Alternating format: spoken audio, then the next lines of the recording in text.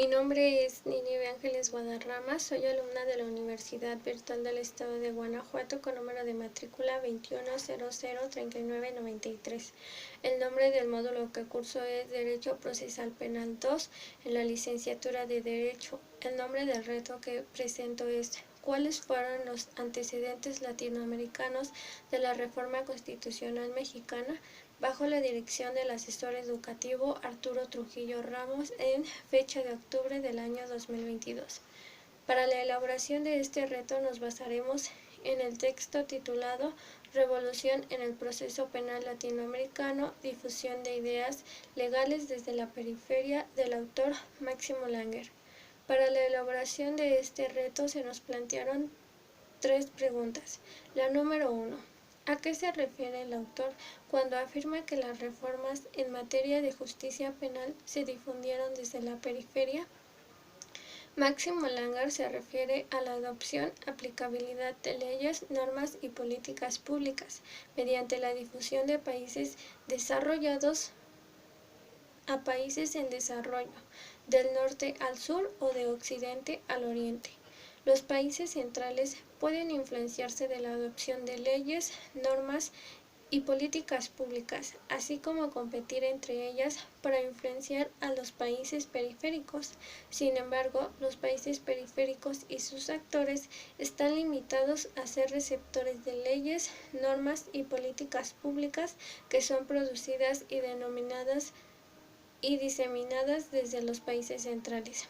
La difusión desde la periferia puede ocurrir o ser facilitada por problemas, procesos políticos y sociales comunes, shocks externos comunes u otros factores que contribuyen son la imposición, presiones o incentivos externos, emulación. Máximo Langer explica que para que exista este proceso se distinguen dos modelos mediante la difusión puede ocurrir.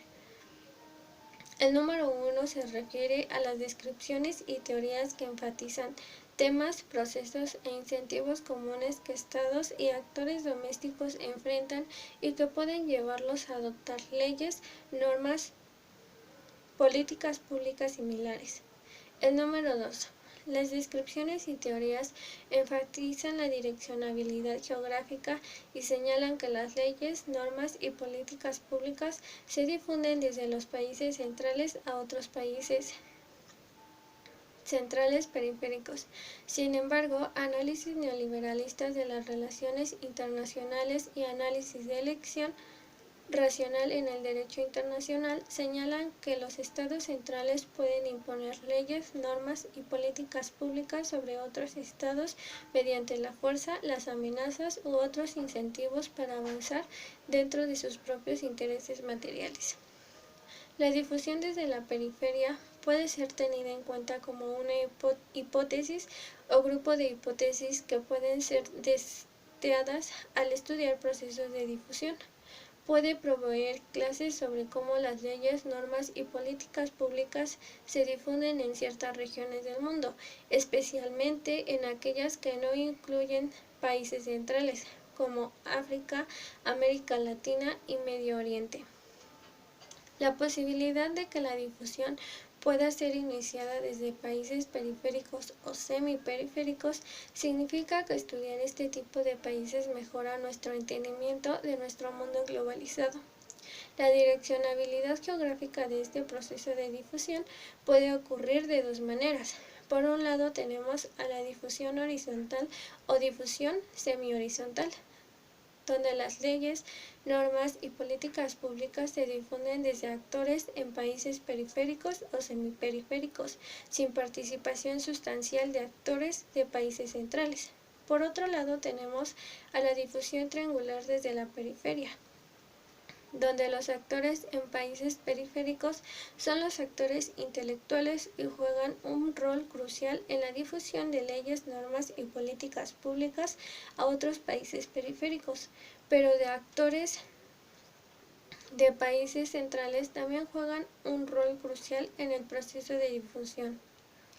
Actores de países periféricos establecen alianzas con actores de países centrales, convenciéndolos de las virtudes de una reforma. Los actores de países centrales traen su promoción, presión y recursos a otros países periféricos o semi-periféricos para avanzar las reformas. La segunda pregunta es, ¿qué distingue a los códigos inquisitivos y a los códigos acusatorios en Latinoamérica? Por un lado, los códigos inquisitivos señalan que el Código Penal fue dividido en dos principales fases. La primera fase fue llamada fase de investigación preliminar, o también conocida como sumario o instrucción. La segunda fase fue fase de juzgamiento y determinación de la pena, llamada plenario o juicio. La parte fundamental de este proceso era el expediente de la policía y el juez de instrucción que compilaban. Bajo estos códigos inquisitivos, un juez estaba a cargo de la investigación preliminar. El juez tenía al mismo tiempo un rol de investigación y juzgamiento durante esa etapa. De esta manera, el juez estaba a cargo de las fases de investigación preliminar y juzgamiento.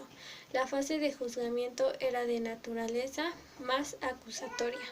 Por otro lado, los códigos acusatorios implementaron nuevas políticas públicas, como las transiciones a la democracia durante la década de los años 80 y 90 y el creciente reconocimiento de los derechos humanos.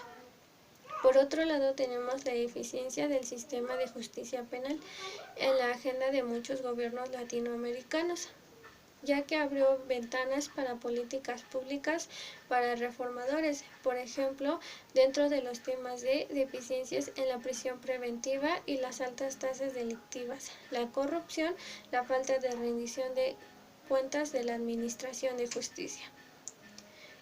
Y finalmente, ¿cómo influyeron los actores internacionales en la formación y expansión de la red de activistas y reformadores en América Latina?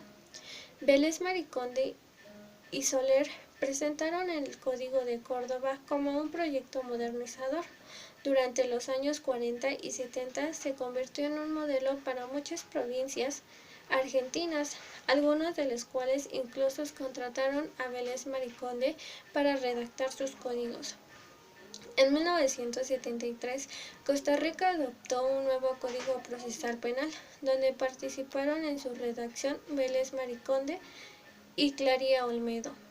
El gobierno de Raúl Alfonsín en el año de 1983 introdujo una serie de importantes reformas legales, tales como la legalización de divorcio e inició un estudio sobre qué reformas institucionales el país necesitaba como parte de su transición a la democracia. Mayer, estudiante de la Universidad de Córdoba, propuso redactar un nuevo Código Procesal Penal más acusatorio como solución a estos problemas. El primer presidente del instituto, Niceto Alcalá Zamora y Castillo, procesalista penal español que estuvo exilado en Argentina y México durante el régimen de Franco,